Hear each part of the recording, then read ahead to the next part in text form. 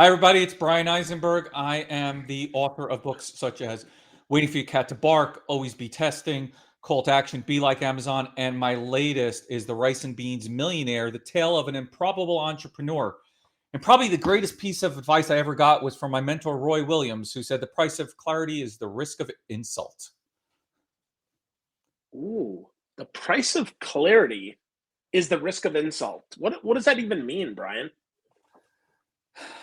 If you really want to have clear communications with people, you have to be willing to insult them at times. Like sometimes it's going to be tough. A little bit of tough love, I think, is always a good thing. Sometimes you've got to make the message hit home really hard if you want people to really understand where you're coming from. Wow. But you can only get away with that if people actually know that you really care. Let's be honest. Of course. Of course, right? So that's an interesting start point here for our conversation about your book because in reading it, first of all, I have to tell you, I'm really glad it's not what I thought it was at first, and that is another guide on how to save $1 million by eating rice and beans. So congratulations. It is not that. I'm It really is glad not because that. I was like, yeah. So because I've read your other stuff and I'm like, please God, I like Bryan. I don't want it to be that. So it's not that. It's a wonderful fable. With that though, your characters, right? I don't think there was a lot of knowing at first, at least on some levels, right? So the directness and the clarity often was lost. Is that right? Did I get that right? It was, right? It took time for Bob to hear Ricky's messages, right? And Ricky was careful when and how he delivered them because he knew he didn't have Bob in the right frame of mind, right? And I mean, look, it happens all the time. I mean, even with my son and being a baseball player, right? There are times where he's coachable and times that he's not. And when he's in one of those not coachable moments, I just shut up because I'm not going to win. It's not going to penetrate. He's not going to change. And that's okay, right? He's got to figure out when he's ready, when he's so frustrated that he's willing to change. And I think one of the hardest things that we as fellow citizens of the world have to deal with is we want to impart our worldview on others, but they may not be ready to hear it. And I think that's a big structure. And that comes back to my early roots as a social worker dealing with the chronically mentally ill, right? And I always used to say, like, when I first started my first sales jobs after that, I was like, look, if I can persuade a chronically mentally ill, paranoid schizophrenic individual to take showers every day and take their medication, it's because I understand how to get into their reality and help them feel comfortable with that, right? And build that level of trust that they'll accept my authority, right? Because if not, they wouldn't do it.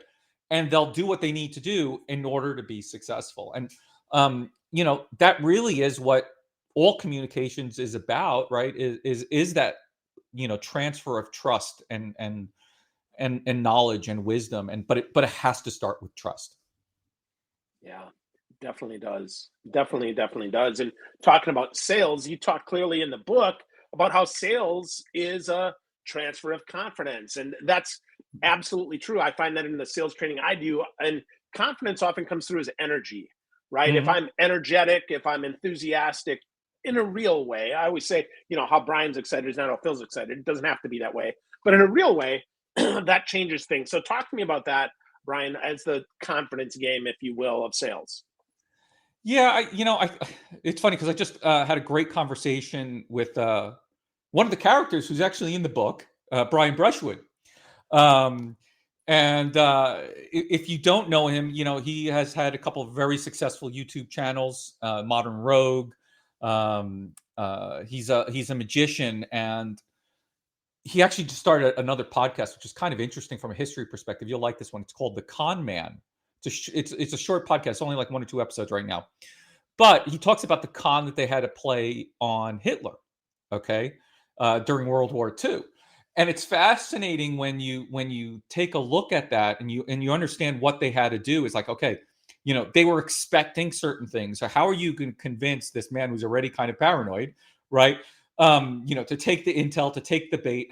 How is this all set up? And I'm not going to get into details of it, but the at the very core of confidence, right, and of establishing that trust is being able to give of yourself first before you expect to take from others.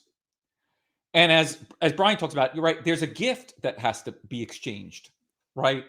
And you see that anytime you've ever watched a musician, a magician in the street, right? And he's got a crowd around him. How he starts getting that going, right? They initiate some kind of a contact. There's some kind of a gift, and this is he kind of explains. So I'm not going to steal his thunder about it, but that's really about establishing confidence, right? I've got to give of me first before you're willing to take from me. Yeah. Wow. Wow. That's so interesting, right? That podcast sounds great. The Con Man. I'll have to check that out for sure. But give before you get, right? I mean, Bob Berg talks about that all the time, right? The go giver, not the go grabber, right? So that's super interesting. Super interesting. So with that, let's let's talk about some of that giving here, because in reading the book, there's a lot of that there, and it starts out. One of the things that I guess is kind of counter to that is this whole crab mentality that you talk Yep. about. So break that down, explain that. Maybe folks have heard this, maybe they have not, but if you could talk about that a little more, that'd be great. Well, it comes back to what we were talking about earlier, right? The need for me to feel like I'm back out on the road and being around some of my fellow speakers and some of the successful entrepreneurs that I've been around. And being around them, brings you an incredible amount of energy, right?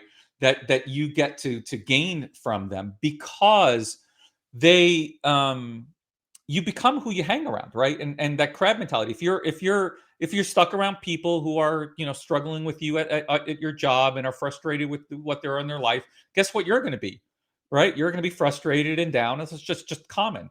And so if you can find great people, and I saw my good friend Gene popped up on here, brilliant guy, right? Every time I get to hang out with Gene, I get smarter, right? And that's the kind of crabs I want to be around, because I know he's going to share with me something that he's learned. I'm going to get better, and basically he's lifting me out of that pot, right? That boiling pot of water, so I don't get boiled in with all the rest of the crabs. Yeah, the good crabs, right? The good crabs, that the lifters instead of the grabbers, right? Those that pull Exactly. us down. So that's a choice. So many of those struggle being in the crab pot that they're in and never get out, or they fear that the people that I love are in this pot, right? And I don't know that I want to go. I don't know that that's comfortable. I don't know that that's good. So how do we gently encourage and influence those who are stuck in the pot that maybe want to change? That was the main mission behind the book, right? It's sharing the stories, right? And I purposely didn't want to create a fictitious story, right? It needed to be based on real people, and real people that you can encounter and meet and hear their stories, like Peter Shankman, for example, right? um I got to tell his story in the book. He was down and out, standing in the middle of Manhattan with a poster board, basically to get himself hired. And he had all kinds of calls. It's like, look, you can be outrageous, you can do extraordinary things. And yes, you know what? That difficulty only means that something great is gonna happen next. Okay. I tell this to my son as well, right? When he's training, when he reaches a lull, right? Like in his velocity, he hasn't been able to gain any velocity. He, I tell him, like, you're gonna have a breakthrough. Like, what you're doing is just not working. That's okay. We're gonna keep figuring it out. And that frustration leads to that next level. And I think um the key to getting successfully out of there is having people who are kind and want to help you pull you out of there, right? And it's why I think it's so important to find great mentors and great friends, who have the kind of things that you're looking for in your life. Yeah, I agree. I think the better the people that we're able to surround ourselves with, the better. But with that, right, we have to be better too. Let's be clear, right? This can't be one way. So Correct. we have to improve, right? We have to. You talk in the book about 1% better, right? James Altucher talked about that. You referenced James Clear in Atomic Habits, right? In your Mhm. book. So 1% better doesn't feel like anything a lot of days, right? That feels like, come on, Bryan. I got 100 hairs on my head, one hair. How does that make a difference? So talk to me about that as it relates to how we can move the ball here as a Rice and Beans millionaire. So it's funny. I wear two bracelets here. One of them is be better today than you were yesterday. And I started that basically actually when I started to coach my son and heavily involved. I had just left my agency, and I started the first conversion rate optimization agency in '98. And then right after that, Sammy was real young, really started getting early into baseball and stuff like that. And my youngest was about to be born, and I felt frustrated where I was in my life. I was 277 pounds. I had spent all my time in the agency. Yeah. And I said I learned more about optimization during the little over a year that I lost over 100 pounds. I got myself down to 172 pounds. I still now need to lose a few more again. Sorry. COVID definitely did have its hit, and aging doesn't help any. But the point is, everybody used to ask me, how'd you lose all that weight? And I said, you do it 1 pound at a time. You literally, it's every choice of every meal that you take is a decision you have to make. You either have to be better than what you normally do or not better. And you know it, right? If you drive through that McDonald's and you pick up McDonald's, okay, instead of going to the salad place, that's your choice. And I think that's the key thing. And I know it doesn't feel like you're accomplishing that, and the scale will get stuck at times, and that's definitely happens a lot. But if you just keep progressing, you could just keep pushing. All of a sudden, I started off by walking every day. By walking, I was able to start cycling every day. By indoor cycling, I started going outdoor cycling. It just kept improving. Then I started lifting weights, and it's sort of the same thing, right? The path just becomes cleaner as you keep moving leaves out of the way. And that's, you just have to do that every day, whether it's in business, whether it's in life, whether it's in your relationships. um, these things ultimately matter. If you're just not happy with anything in your life, just start taking the first step. Yeah. Well, getting started, right, is the biggest. That's often the biggest obstacle for us, is getting started. And it's clear there's resistance in that. You talk cleanly in the book about this resistance that you were fighting against it, right? We're right here, and I don't want to move, and I've got this excuse, my wife won't get this, and I've got that excuse, right? I don't have the money, and I've got this excuse, I don't have the time. Well, start where you are, right? Don't worry about all of that. So talk to me a little bit about that, starting where you are with the Rice and Beans Millionaire. Give us a little bit of the story without giving it all away here, Bryan, because I think it's helpful for people to kind of frame this in terms of the story. Yeah, so we had Bob, and he was working two jobs, and he's frustrated because nothing, just like he's scraping by paycheck to paycheck, and it's just uncomfortable. And of course, something else happens. Look here. Here's a similar story. We had my daughter's car. She had my mom's car. My mom kept her car in the garage. It's a 2006 Volvo, and it's showing its age. The Volvos were not meant for Texas heat. Let's just put it that way. A lot of the plastic parts are hitting, and it cost a pretty penny to get it done, but it didn't feel like it's coming paycheck to paycheck because of everything we've built over the last number of years. So similar thing happens to Bob. He's basically living that paycheck to paycheck, and now he's under a ton of weight. He's got a boulder on top of him. His life is completely disrupted off of what should be. And my friend Dennis Yu said it great yesterday, right? Anything that you can solve with money is not a problem, right? My brother, early on when COVID first started, came down with colon cancer. Okay, he's well. It got healed. Good. Immediately. Anyone over 45, I'll tell you now, go get your colonoscopy. It matters, right? We shouldn't be talking about that kind of subject on here, but hey, the fact is that mattered a lot, right? Like the thought of losing him, the thought of him being sick, what could, like, that you can't solve with money. I'm sorry, just doesn't happen. It takes a lot more work than that. But if it's only money, then there's a million ways today to make extra money. Everybody, the people who have more money than they know what to do with don't have time, right? And they're willing to exchange their money that they value less than their time. So find a way to exchange your time for their money. It's not a hard formula. Yeah, I love that. Simple stuff here. You quote Jeff Bezos. You say focus on what's not going to change in 10 years, which I think is a both a long term and a short term kind of Yeah. idea, right? So long term, well, okay, great, and the excuse would be, well, I don't know what's going to happen in 10 years. But the reality is, you kind of do, right? So you kind of do. So talk to me about that, Bryan, and how you kind of how you live that and how that works for you. Well, the last couple of weeks, everything we've been hearing is about Chat GPT, right? Like, there's all this AI is going to change the way the world's going to work. Sure, it might. It's not doing it today. And today, there's still room for great writers to tell great stories because the AI is very flat and generic, and you can create kind of some interesting things around it, but it's not ready to replace us as humans yet. Okay. Now, can it help save me time? Sure, it can definitely do that.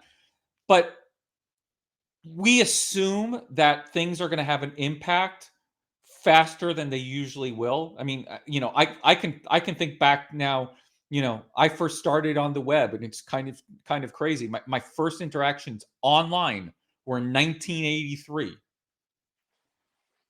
I started my own bulletin board system back then, and I'd be Oh hacking, wow, cool. and I'd hack the menus to try to get people to go to different places based on see if I could, kind of manipulate them or persuade them to go where I wanted them to go. And, obviously when the internet started taking off in 93, 94, 95, we started experimenting with some of this stuff.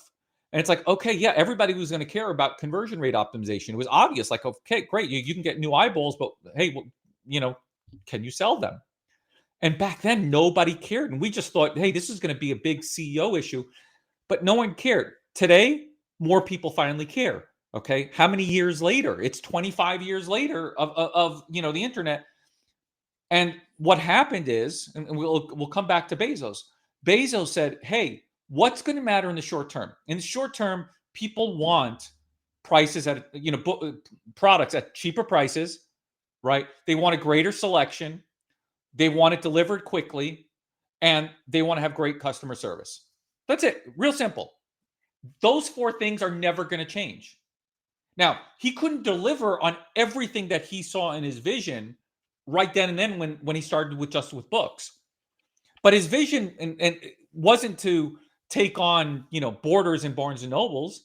His vision was to take on the Walmarts of the world, right? He knew that long term, this digital technology was going to change human behavior, how we gather information, how we purchase, how we make decisions.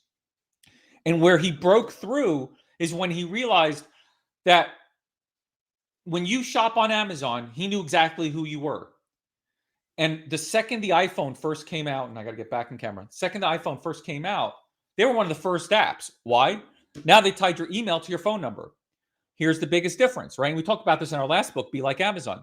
When you walk into Walmart or I walk into Walmart, they don't know if we're the most valuable customer or we're there for the first time ever. But every single site that you touch has affiliate links with Amazon. Every single time you touch Amazon, every single time you go into a Whole Foods and buy now, they know exactly what you're buying, who you are, how to deliver it to you, and they're always working to satisfy those four things. And he knew that that's where the technology was going to eventually get to. And I think long term, he needed to understand that. Short term, satisfy the customer's demands, price, availability, selection, experience. And by the way, I talk about in the book, that's how their category managers manage their product teams, essentially. They just have to win out in those four categories, and they know they'll get the purchases because that's what customers care about. Yeah, absolutely. Simple stuff, but hard to execute a lot of times. Otherwise, right? I mean, if it wasn't, there'd be a million Amazons. There's one, right? There's just one. And that's the beauty of the Rice and Beans Millionaire, right? Like, this is a true story. The original Rice and Beans Millionaire, and my brother and I would joke about this all the time, like for years when we had our agency, when we've been building other businesses, when we've been consulting other companies, we'd say, why can't we just come up with this a rice and beans business? And I told kind of the story of this guy, but this guy started what he was doing in the 1980s. My dad met him as a vice president of the bank, and he would literally walk in with a duffel bag filled with cash. Okay, and he was a very young kid at the time. And the bank wanted to know, okay, well, we can do business with you, but we need to know more about your business because that's a lot of cash, right? It was still pre 9/11, but they were still a little concerned. They had right to be concerned, by the way. That's a different story. Not because of the business, but because he wasn't paying taxes. But my father followed him around for a week and saw what he was doing for a business. And when you think about how brilliant his model was, it was the Chipotle Uber Eats of the 1980s. Right? And I think when you start realizing it's like, it could be that simple and he could make that much money, that's brilliant. Absolutely brilliant. He created essentially what would be the first ghost kitchens. If you think about it, like, it's mind-numbing. And that's why I just want people to say, technology will change. No question. But how can technology enable what you envision, right? Don't let it hinder you. And that's the cool thing about today is, in the 1980s, to pull what he pulled was just sheer genius. Today, there are people pulling that off on phones. Like, it's amazing. Yeah, absolutely. Absolutely. I think about my hometown and 984 people back in Wisconsin. And there's one guy who is the Uber of Crivets. One guy. Mm. He's got the Crivets taxi, right? He just drives around, he picks people up because there isn't Uber, because there isn't public transportation.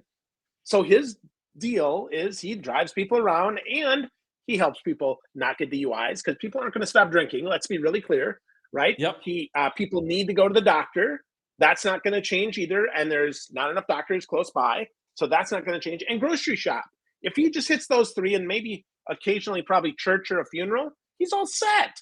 And that's simple stuff. That's exactly it. And I think, especially, we look at the tech world, right? And we look at some of the things that some of these companies are doing. And it's like, okay, it's just another Me Too product. And it's not that they can't make money, but there's so many problems. There's so many opportunities that we chase the shiny object instead of saying, okay, how do we solve the simple stuff? Like, why can't somebody find an easy solution to pick up leaves in the fall? Seriously. It's a lot of work. I mean, it's getting my son paid. It's great, but it's a lot of work. Yeah. Doesn't he have a leaf vacuum? Have you seen those? Yeah, but you can go on the very high end, but there should be something that's much simpler. Because even the little portable vacuums, I was walking the dog the other day, and I'm watching a guy with the vacuum, and he's literally picking up like one leaf at a time. I'm like, dude, your leaves are up to here. Like, you're gonna be there all week just picking up leaves. That's so funny. That's awesome. Well, cool. Well, so many lessons in the Rice and Beans Millionaire, Bryan. I got to tell you, I enjoyed it. It's a simple read. Took about 2 hours to do. I want to, as we wrap here, one of the quotes in there that really kind of smacked me in the face was this one. Said, "You see a lot more opportunities when you look past yourself." That was a big one. Like, duh. So, talk to me about that one, please, and take us home with some insight around that. I got to tell you, this was a very strange book to write. Okay. I sat down with my brother when the idea first came to me, and it came to me playing catch with Sammy. It was the middle of a work day. I was trying to send something off to a client, and he asked me, "Hey, Dad, can we go out and have a catch?" I said, "Let me just send this email off, and then we can go out." I'm like, "Okay." So we run outside, and the first ball hits my glove, and I'm like, this joy of that freedom of being able to do that just hit me. Again, I don't know if it was all the craziness the last couple, whatever it was, but it just hit me. And I sat down with Jeffrey, and we planned out like all the first principles of entrepreneurism that people needed to know. And I started to mind map it and figure out like where it would go, kind of like in a weird arc of the book, like what chapters, so to speak, like high level, right? Like 3 acts of a book, right? I knew we'd have a grand reveal at the end, and I knew that much. But then last week, my friend Catherine Aragon puts a post up about having, an all you can win mentality. And it triggered something in me. I'm like, I didn't even realize I wrote some of these things. It literally came out of my subconscious. Okay. And this is one of those. And I mentioned to her, I said, in the book, we start off with Bob having this I got to win no matter what mentality, right? And he gets rejected real hard on that one. Okay. By the way, that was the one line I also needed to correct the guy who's recording the audiobook on. He just didn't quite bring the thunder when the line, so I'm not going to spoil it for others. I do. Okay. But he got it finally.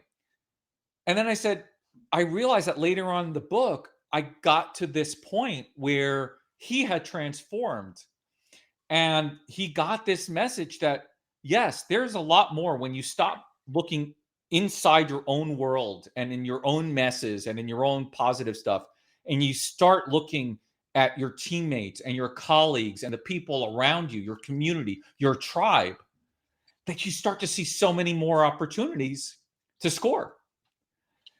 And I honestly, I don't know where it got, coming from in the brain. It was not a deliberate thing. I literally would wake up every morning and I'd try to knock out a chapter. And the story just came out that way. So, but yeah, that is probably one of the lines that I've realized has a lot of impact on me as well. And it comes back to what we were just talking about, right? I miss my teammates on the speaking circuit, right? I miss being able to hang out with them, the random encounters of, seeing, Vin and Mel Robbins, he's all the way from Australia. We're in the middle of Las Vegas, and all of a sudden we decided we're going to meet up for breakfast. Like, that stuff is amazing. And those conversations are priceless, right? And it's because none of us were worried about what we were going to be doing that day. We were looking to see how we can connect with others. And I think when you start having that worldview, not only will you have a greater impact on yourself, but obviously you'll have greater impact on your tribe. Absolutely. Absolutely. Great stuff, Bryan. Love all that. The book is The Rice and Beans Millionaire. It's a Bryan Eisenberg that spent some time with us, his brother Jeffrey, co-author of the book. Bryan, if people want to connect with you, where do you want them to go so that they can get more connected? Of course, they can get the book on Amazon or anywhere. I mean, the Kindle book is like $2 right now, so go get a copy of that. But where would you like them to go? They can find me anywhere: LinkedIn, Twitter. I've even started to play around with TikTok a little bit. We'll see. Instagram. We're keeping the books very inexpensive until the new year. Then the regular prices will kick in. We're kind of just doing a pre-release. There was kind of a little bit of a glitch that happened to us, so we kind of had to postpone the launch. And so the latest that we could do it was December 14th. Amazon wouldn't let me push it to the next year. So we said, okay, I'm going to turn this bad lemon into a lemonade. And so we just said, hey, friends and family, go out, get your copies. Please leave us reviews. I see our good friend Tim McClure's there. He left some great feedback on the book. Other people have left great Amazon review, like yourself. If you can do that next year, hopefully we'll get more people, sharing this, not only with themselves, but even more importantly, with their kids. And that's really what we're hoping for. Absolutely. It's a great lesson. It's a great book. It's super easy to read, friends. If you're listening, go get yourself a copy of The Rice and Beans Millionaire. Get to know Bryan Eisenberg more. Lots of great stuff in there that we didn't even cover. So many lessons in a book that you can read in 2 hours. Congratulations, Bryan. And I can't wait to see you again, man. Thank you so much. Likewise.